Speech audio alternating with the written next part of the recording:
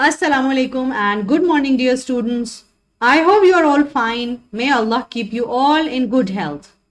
Dear students, I hope you are utilizing your time wisely at homes and giving proper attention to your studies.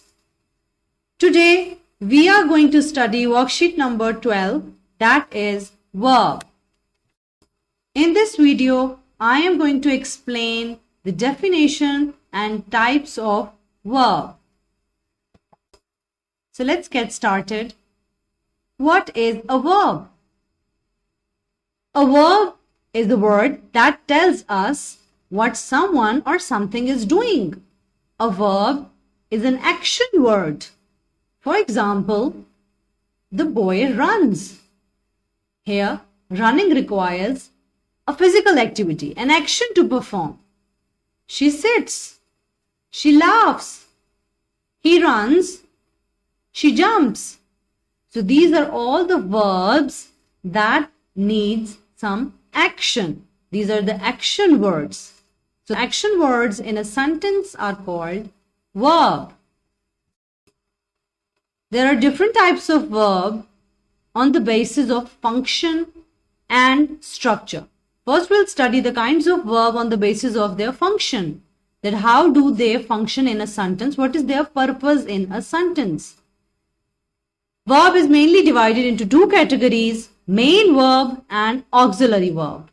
Main verb is an action word, an action verb, a verb that has first, second and third form. It shows an action. For example, he ran away. She ate her food. Here, ran and ate are the action words. These are the main verbs in a sentence. Main verb is further divided into regular and irregular verb. That we will discuss one by one. The second main category is auxiliary verb. In opposition with main verb, auxiliary verb is not an action word, but it is a helping verb. It helps the main verb to show the action.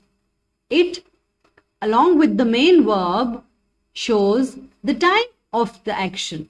For example, helping verb, the auxiliary verb is be. The forms of be are is, am, are, was and were. It shows the continuous tense. The second is do, does or did. It shows the indefinite tense. And the third is have and its form had and has. It shows the perfect tense. This helping verb, auxiliary verb, is further divided into primary auxiliaries and modal auxiliaries. We'll discuss them one by one. This is another chart, a flow chart to make you understand. Verb is mainly divided into helping verb and main verb. Main verb is further divided into regular and irregular. And helping verb is further divided into primary and modal. And here it is further explained that primary auxiliary verb shows the tense of the sentence, tense of the verb, whether it is present or past. And the modal auxiliary shows the mode or manner of the sentence. And will or shall or the future tense also comes in modal auxiliaries. We'll discuss them one by one. So main verb, the action word is divided into irregular verbs and regular verbs. It is related to the formation of the verb. Regular verbs are formed in a regular way by adding d or ed at the end. As I have told you that main verb has first, second and third forms. Regular verbs, when forming the past tense of regular verbs, we add d or ed to the present tense form of the verb. For example, cook, cooked, cooked. These are regular verbs. They are formed in a regular manner by adding d or ed. Other examples can be bore, bored, bored, brush, brushed, brushed, jump, jumped, jumped, or laugh, laughed, laughed. Now here you are adding d or ed to make second and third form. Whereas on the other hand, irregular verbs have special past tense forms. They have different and irregular forms. They do not end in D or ED. You will need to memorize these special forms or the different formation of second and third form of these verbs. For example, drive, drove, driven. The other examples can be go, went, gone. Swim, swam, swum. Sing, sang, sung. So this is the difference between regular and irregular verbs. As the name suggests, regular verbs are formed in a regular way, ending D or ED, whereas irregular verbs have irregular second and third form. Next is auxiliary verbs. The next main heading is auxiliary verbs or helping verbs. They are further divided into primary auxiliaries. They are am, is, are, was, were, do, does, did, done, or have, has, had. And the modal auxiliaries are can, may, shall, will, could, might, should, would, must, ought to, used to, need, dare. Primary auxiliaries. Now they are used with main verb to make sentences, their passive forms and questions. Primary auxiliaries show the tense of the verb, that when is that action happening or when that action took place. For example, I am writing a letter. Now here am, the primary auxiliary, the helping verb, shows that it is present continuous tense. Sarah has completed her task. Has shows that it is present perfect tense. He does not play cricket. Now does not show that it is indefinite tense, present indefinite tense. Modal auxiliaries or modal verbs, they show the mode or manner of the verb.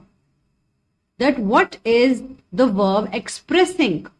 For example, if we say David can speak 3 languages, here can is the modal verb and it shows the ability. He could speak fluent French when he was 5. Here could shows his ability. Next is can, could and may. Can and could also shows permission. Can I sit in that chair, please? Could I open the window?